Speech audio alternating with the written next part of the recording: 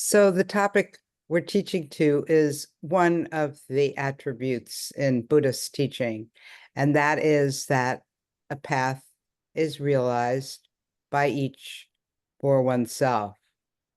So the question that easily followed for me is that how do we each have our own path and at the same time have a cohesive community?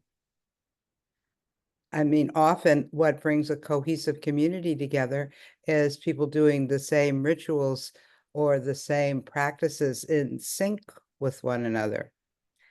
And we kind of sort of do that. I'll get to that in a bit. But we each have our own paths more obviously. And how do our paths overlap? What connects us? So in reflective meditation, we meditate together. You know, that can be in person or online, as it is at this daily online meditation. But what we don't share is what we're doing and the process of what we're doing in the meditation. We're not reciting the same prayers or the same inspirational sentences or the same prostrations or anything like that. And we're not, as teachers, guiding your meditation. But what we do share is this process that we're doing together. This process of what I'm doing now, giving a Dharma talk, and then meditating, then reflecting and talking about what happened. So, at many of our events, and always sort of, no, not always, but often at this daily online, we begin with a short Dharma talk. And these talks are really meant to stimulate your thinking about whatever the topic is, and also to model how it is that the Dharma shows up in experience. So you'll often hear teachers talking about their own personal experiences. And that's the point of that, to really show how the Dharma is showing up in their experience. Today's Dharma talk, I won't be doing that. I'll be keeping it more conceptual, but we try to take it out of the conceptual or exclusively the conceptual. And we also just about always keep our Dharma talk short, which is also different from what happens in certain meditation groups. Sometimes the Dharma talks are quite long, an hour. Sometimes I've been with 2-hour Dharma talks, which were hard to sit through. But the reason we do it is to not overly influence your meditation. Then we meditate silently, as you know. And then we suggest that there's no need for your meditation to follow the direction of the talk, the Dharma talk. In fact, we call it prompts. It might just kind of prompt you to think about something. Hopefully, some of your own understanding of the topic. And hopefully specific ways that this topic is showing up in your experience. Now, sometimes, this appears in a strange, idiosyncratic ways, not the way you could have ever predicted, I mean, and or creative ways, which FYI, that's what keeps me totally engaged in teaching, as I hear you speak about how the teachings come up for you in all different kinds of ways. So after that, we find words for our meditative experience. And again, that's something that really characterizes what we're doing, the finding words, finding what we call the language of experience. And then, we do this period of reflection, journaling, and speaking aloud, but that's all involves finding words for what happened in your meditation.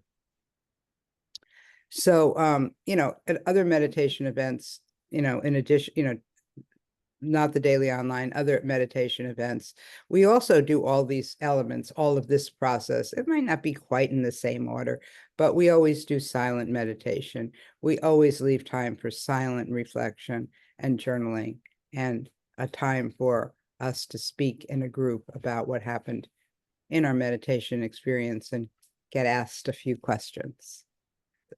At things like retreats, there's more time for that last part, and the conversation can go deeper. Now, some people don't want to do this. They don't want to intentionally reflect and talk about their meditation. Probably those people don't stay around for too long, but I don't know about that.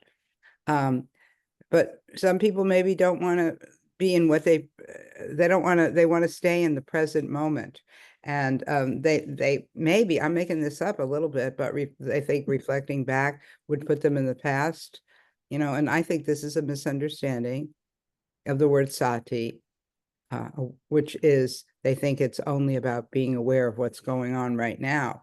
Though sati is also reliably translated as memory. And awareness always functions in memory if it's only a nanosecond that it takes for the experience to be interpreted by the brain. There actually is no such thing as being in the present moment. It can be being closer in time with your awareness, but it does take nanoseconds for experience to be maybe not interpreted by the brain, perceived is the right word, perceived. Now, some people might think that they don't want to, talk about their meditation in the group because it's too personal, or they deem their meditation experience to be unworthy. That's pretty common, actually. Or maybe they think what happened in meditation is outside of Dharma, not of the stuff to be talked about or reflected about in a Dharma group. Maybe they want to enter altered states of consciousness, or maybe they do enter, or you do enter altered states of consciousness, and there are a few words. But additionally, you don't, or they don't want to find those words because it would entail going back into that realm of words. And there is a view in there that there is something much more, a higher something that is beyond words. I won't take up that view now, but we find the words. That's what we do. But the larger point is that although we share this process, like I said, of Dharma talks, silent meditation, reflection, talking about your sitting, no one's coerced to do it. And no one is coerced to do it the way others do it. But we do believe that it is necessary to reflect back on our experience, to learn from it, rather than to learn the Dharma through concepts. And that's a big one. We learn the concepts, but that's, shall I say, the more, I think that's the more superficial learning. The deeper, richer learning, I think, is learning it in discovering it and learning it in our own experience. So, reflective meditation is it's actually a unique practice. And I'd say all spiritual groups and traditions share practices and priorities and understandings of the teachings. More specific, I'm getting to. Early on in my teaching this, a student he was actually pretty angry, and he challenged us with, "What are you doing? You're cherry picking the teachings." And I thought about this a lot because, anger begets, it's embedded in the mind, and it gives you opportunity to reflect. And I thought, okay, so there are about 18,000 Buddhist suttas, and I'm talking out in early Buddhism, 18,000, along with countless others that are part of later Buddhism. How could any tradition not cherry pick? Couldn't ever know them all or teach them all. And sometimes they contradict one another. So we have a teaching that we prioritize, of course. We have several teachings. They're all in our book, Reflective Meditation, Cultivating Kindness and Curiosity in the Buddha's Company. But the one we really prioritize, top of the list, is conditionality. And so our whole process is sort of designed to help see conditionality. When we're inward in meditation, that inwardness that develops, and we're receptive, and we allow things to go on as they might do more naturally, rather than trying to guide them, and then we reflect afterwards, we are able to perceive specific situations where our thoughts, feelings, sensations, etc., condition other thoughts, feelings, sensations, etc. There is conditionality, not as a concept, but an experience.